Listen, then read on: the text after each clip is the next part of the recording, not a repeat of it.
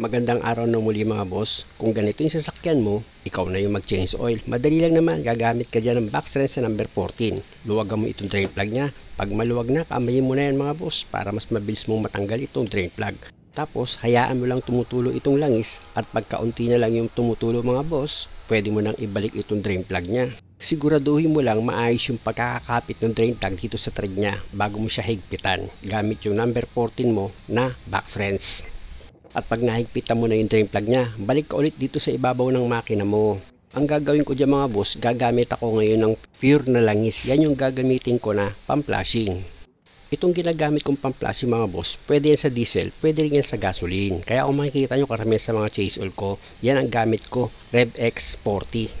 Subok ko na yan mga boss na nakakatanggal yan ng malapot na langis na kumapit dito sa loob ng makina mo. Bali 2 litrong Rev X40 ang ginamit ko dyan pamflashing mga boss. Tapos ibabalik ko na itong engine cap nya.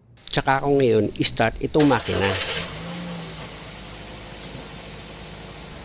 Dahil na-start nyo na itong makina, hayaan nyo lang naka-start ito hanggang 5 minutes.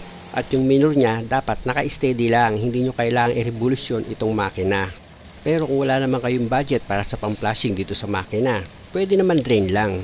Okay din yun mga boss. At dahil na-consume ko na yung 5 minutes mga boss, pwede ko na ngayon patayin itong makina. Tapos babalik ulit ako dito sa ilalim ng sasakyan para i-drain ko yung ginamit kong pang-flashing na langis dito sa makina. Siyempre naman mga boss, gagamit ka ng box wrench sa number 14. Luluwagan mo ulit itong drain plug nya at pag maluwag na, tatanggalin mo na yan ng kamay mo para matansya mo yung bagsak ng langis dito sa saluhan mo. Ayun ang purpose ng kamay mo mga boss. Nang sa ganon, hindi ka magkalat ng used oil dito sa ilalim ng sasakyan mo. At ang diskarte dyan mga boss, para mapabilis ka. Habang nagpapatulo ka ng langis dito sa makina mo, pumunta ka na ngayon dito sa position ng oil filter mo. Gagamit ka ngayon dyan ng oil filter wrench para maluwagan mo itong oil filter mo. O ayan mga boss, luluwagan nyo yan pakaliwa. O diba? Ipapakapit nyo lang itong oil filter wrench nyo, tapos luwagan nyo yan pakaliwa. Gaya ng dati, pag maluwag na, kamayin mo na yan mga boss para matansya mo yung bagsak ng maruming langis dito sa lagayan mo. O diba? Kasi nga, pag binunot mo itong oil filter nyo, nakita nyo naman diba, may tumulo pa.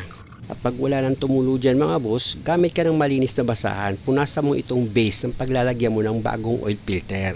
At bago mo naman ilagay itong bagong oil filter, siguraduhin mong napahiram mo ng oil yung o-ring nyan para pag hiligpitan mo siya, hindi pumilipit itong o-ring or itong gasket nya. Pwede kasi magka-oil leak yan pag pumilipit. At dahil maliit lang naman itong oil filter mga boss, kinamay ko na lang yan sa paghigpit. Pero kung hindi nyo naman kaya sa paghigpit sa kamay, pwede kayong gumamit ng oil filter lens. At dahil mahigpit na yan mga boss, balik ka ngayon dito sa oil pan mo. Siyempre naman, bago mo ilagay itong drain plug, punasan mo muna yung pagkakabitan mo niyan. Para sigurado ka na pag nag-leak test ka, wala kang makitang marka ng tulo ng langis dito sa drain plug or dito sa oil pan. Tapos gamit ka ng box wrench sa number 14, higpitan mo ng maayos itong drain plug. At dahil okay na yung pagkakahigpit dyan, balik ka ngayon dito sa ibabaw ng makina mo. Pwede ka na ngayon magsali ng langis. May nakaredy si customer na 1 gallon na Blaze Racing or BR400. Subok ko na rin yan mga boss, tahimik yan sa makina. Kaya pakinggan nyo pag pinaandar ko mamaya. 3 litro lang mahigit ang laman yan mga boss, kaya hindi nyo isasalin lahat yan. Lagi nyo tatandaan, kahit kabisado nyo na yung engine oil capacity nyo, bumasi kayo sa dipstick para sigurado kayo na hindi kayo susobra. Unang-una kaya ko nasasabi yun dahil nga sa hindi ka naman sigurado na na-drain mo lahat yung langis nung mag-change oil ka. Kaya nga nilagyan ng dipstick yan dahil yan ang gagamitin mong panukat dito sa langis mo. Siyempre naman mga boss, punasan mo itong dipstick tapos isuksok mo siya ulit para makuha mo yung tamang sukat. Pag nasa ikalawang tuldok na dito sa dipstick mo or nasa full na, pwede mo na ngayon ibalik yung engine cap niya. Tapos ito namang makina, pwede mo na siyang start. O diba kung kayo yung gagawa ng sakyan nyo, napakadali lang mag-change oil. Tapos hayaan nyo lang siyang umaandar. After ng ilang minuto, patayin nyo yung makina. Bunutin nyo ulit itong dipstick niya at pag nagkulang, tsaka nyo ngayon siya dagdagan.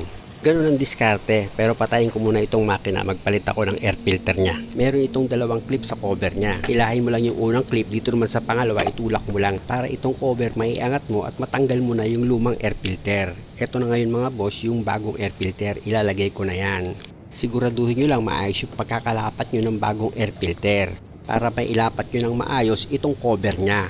Dahil kung nakikita nyo yung tinuturo ko mga boss dyan sa likuran ng cover ng air filter nyo, meron kayo pagtutusukan dyan. Pag naisentro mo na yan, sabay tulak lang mga boss, maglalak na yan. Tapos pwede mo nang ikalawit yung dalawang clip dito sa air filter cover mo. Kaya ko ito pinapakita mga boss dahil alam ko naman na experience ko hanggang sa ngayon may mga customer magpalit lang ng air filter hindi pa nila alam. Balik ako dito sa dipstick mga boss nakita nyo pinunasan ko yan. Tapos isinukso ko siya ulit. Dahil nga sa sinobrahan ko ng kaunting langis dito sa pangalawang tuldok niya at yung pasobra ko na yon is para yun sa oil filter. Kaya kung makikita nyo dito sa dipstick nasa pangalawang tuldok na siya. Ibig kong sabihin, tama na yung level niya, hindi na kailangan magdagdag. Muli, maraming salamat sa panonood. Huwag niyo naman sanang kalimutang mag-subscribe sa channel ko. Salamat!